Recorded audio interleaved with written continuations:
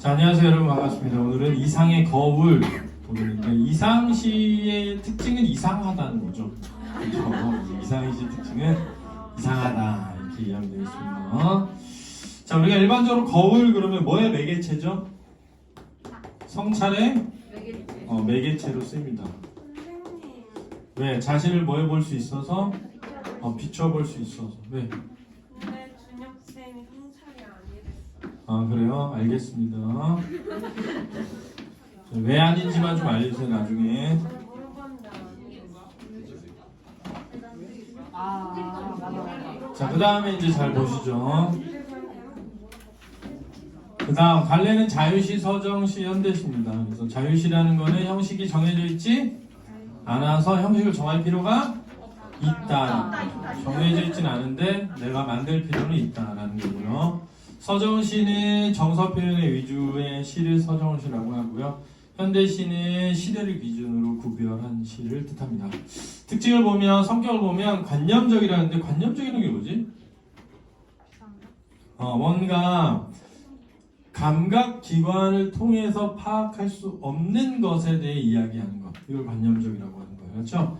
감각기관을 통해서 파악할 수 없는 것에 대해 이야기하는 것을 관념적이라고 하는데, 이 시에 나와 있는 것들은 감각기관을 통해서 파악할 수 있는 것들이에요. 왜냐면 거울 속에 비친 나의 모습이니까 볼 수 있잖아요. 근데 이게 뭘 의미하냐면 자아의 뭘 의미해? 분열을 의미하니까 자아의 분열, 이런 거 볼 수가 없잖아. 그치? 그러니까 관념적이다라고 할 수 있다는 거고, 그 다음에 주지적이라고 쓰였는데, 이 주지적이라는 게 뭘까요? 주지적이란 지적인 내용을 주로 다루는 시, 이게 주지적이라는 거예요. 지적인 내용을 주로 다룬다. 그래서 관념적이라는 말하고 약간 연결되어 있다라고 생각하면 될 것 같아요. 그러면 사실 서정시는 일반적으로 주지적이기보다는 주정적이라고 해요. 주정적. 들어봤니? 그쵸. 감정 위주의 시, 이거를 주정적이라고 합니다. 근데 사실은 정서나 감정만 얘기하는 게 아니라, 감정과 뭐라 그랬죠, 지금? 생각이라고 한다 그랬잖아, 그지? 그래서 두 가지 다 지니고 있어서 둘 다 되는 겁니다. 그렇죠? 그 다음에 성찰적이라는 건 뭘 의미하지? 성찰적이라는 건? 이제 성찰적을 어떤 선생님들은 반성적이랑 같다고 생각하는 사람도 있어요. 그렇죠? 그런 사람들이 볼 때는 이게 성찰적이지가 않은 거야.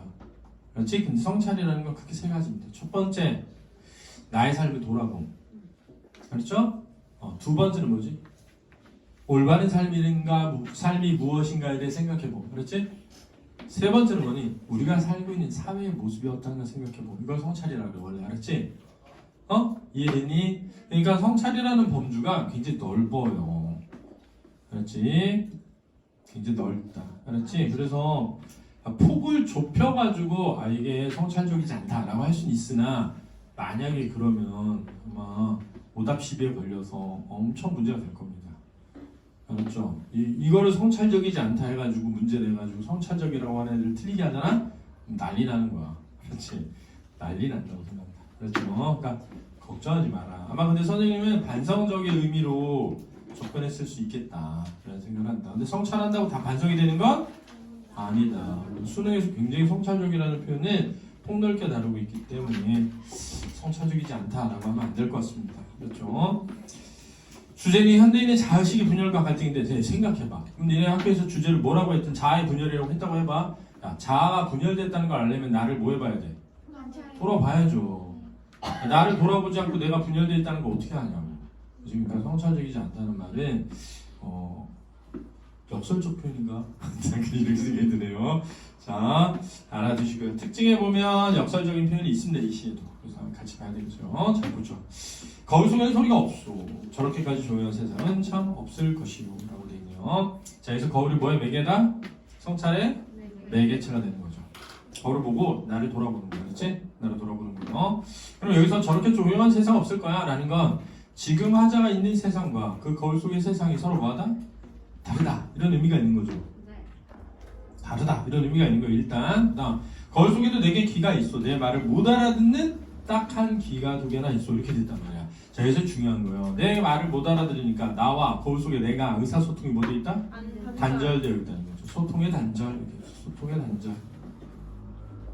소통의 단절.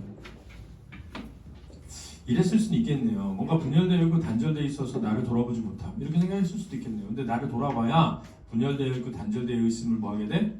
알게 돼. 이렇게 되는 거죠. 그죠? 근데 뭐가 지적인 거예요? 네? 뭐가 지적인 아, 이런 과정 자체가 지적 과정이죠. 사실은 예를 들어서 내가 진짜 거울을 보고 아, 거울에 내 귀가 있는데 못 듣고 있네? 이렇게 하는 게 아니라 그냥 생각이죠. 아, 거울 속에 있는 나는 이야기를 듣지 못하는 존재일 거라고 내가 뭐 하는 거야? 생각하는 거야. 이 모든 건 자신의 생각을 통해 자기가 분열되어 있음을 느끼고 하는 거지. 내가 뭘 봤더니 분열이 돼 있어서 아니잖아요. 그래서 내가 직접 나를 봤더니 내가 두 개야. 그런 게 아니잖아 지금. 그지? 생각을 통해서 펼친 내용이기 때문에 주지적이라는 거예요. 그렇죠? 관념적이고 거울 속에 나는 왼손잡이요 내 악수를 받을 줄 모르는 악수를 모르는 왼손잡이요. 그러니까 악수를 한다는 건 서로 뭐 하는 거야? 소통을 하는 건데 그럼 악수를 모른다는 건 소통하지 않는 거니까 소통이 뭐 되어 있다? 단절되어 있다라고 생각할 수 있죠. 소통의 단절. 거울 때문에 나는 거울 속에 나를 만져보지 못하는 구려마는 자 단절이야. 단절. 거울이 아니었던들 어찌 내가 거울 속에 나를 만나보기만이라도 했겠소. 그러니까 뭐야? 매개죠. 그래서 거울은 이중적 기능을 하고 있어요. 하나는 단절, 하나는 매개. 동시에 가지고 있는 거죠. 그렇죠? 동시에 이중적 기능을 하고 있다. 매개하면서도 뭐한다? 단절하고 있다.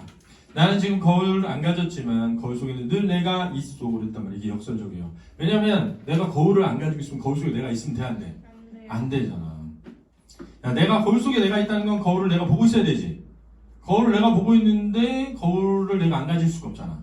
그러니까 무슨 적이라고요? 역설적이라고 하는 거예요. 자, 그런데 이제 여기서 이게 중요한 게 뭐냐면 내 말을 못 알아듣고 내 악수를 모르던 나에서 더 나아가서 내가 거울을 안 가지고 있을 때에도 거울 속에 내가 있어. 나와 완전 뭐 된 거야? 다른 존재가 된 거죠. 이게 분열의 심화라고 할 수 있습니다. 자, 분열의 심화. 거울 속에 나는 참 나와는 반대지만 또 꽤 닮았소. 그래서 이중적이야. 의미가 나는 거울 속에 나를 근심하고 진찰할 수 없으니 퍽섭섭하오 이렇게 돼 있습니다. 자, 그래서 이제 학교에서 거울 속에 나를 무슨 자라고 했어? 내면의 자라고 했니? 거울 밖에 나는 외적 자, 일상적 자라고 했어? 저는 개인적으로 반대로 해석을 하는데 학교 선생님이 말이 맞다고 하셔요. 그렇죠? 그럼 내가 왜 반대로 해석하는지만 말해줄게. 잘 봐. 너네가 지금 생각하고 있는 너네의 모습이 있을 거 아니야, 그지? 잘 들어봐. 지금 너네가 생각하고 있는 너네의 모습이랑 실제 너네의 모습이랑 다를 수 있는데 너네가 생각하는 모습이 거울 속에 있는 나니 그냥 내가 생각하고 있던 나니. 내가 생각하는. 그렇죠. 근데 남들이 보고 있는 나는 거울 속에 있는 나지. 거울 속에 있는 나는 타자로 보는 건데 남들은 나를 타자로 보고 있잖아. 그래서 개인적으로 선생님은 어떻게 생각하냐면 이런 거야. 잘 봐. 아, 내가 잘생겼다고 생각하고 있는데 거울 보면 내가 못생겼어. 그러니까 나 싫어 거울이. 이럴 수 있잖아. 자, 그다음 이제 이거를 이렇게 생각해보자 이거지. 이게 이상한 시가 아니라 너네가 고등학교 갈 때 생각했던 너네의 모습 있잖아. 지금의 너네 모습하고 같아 달라? 다르죠. 이게 자아의 분열이죠. 이게 너네가 생각했던 중학교 때 지금 말고 중학교 때 생각했던 너네의 고등학교의 모습과 지금 실제 고등학교 모습 사이에 뭐가 존재할 수 있어? 괴리가 존재할 수 있다는 거지. 그런데 잘 들어봐. 거울 속에 나를 진찰할 수 없어서 섭섭하다고 하려면 병든 건 거울 속에 나여야 되지. 그잖아. 거울 속에 있는 나를 진찰할 수 없어서 섭섭하다 그러면은 거울 속에 내가 병들었어야 되잖아. 그러니까 현실에 그러니까 우린 다 알고 있단 말이야. 내가 어떻게 해야 되는지를 알고 있지만 하기가 싫단 말이야. 그러니까 시험 보기 전에는 이번은 꼭 이렇게 해야지 했는데 끝나고 나면 늘 후회하잖아. 그러면 어떻게 보면은 나를 못 고치는 거지 자꾸. 현실 속에 나를 고치지 못하는 거지.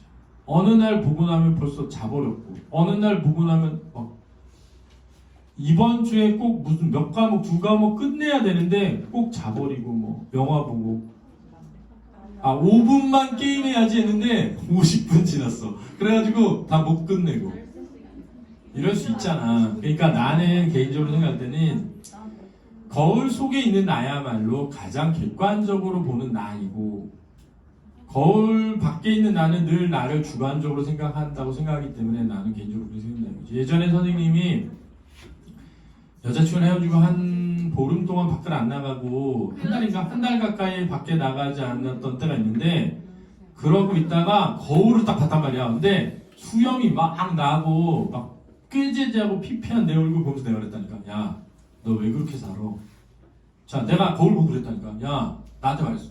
너 왜 그렇게 살아? 병신아, 정신 차려. 이랬단 말이에요. 그러면 현실 속에 내가 어디 있는 거야? 거울 속에 있는 거야.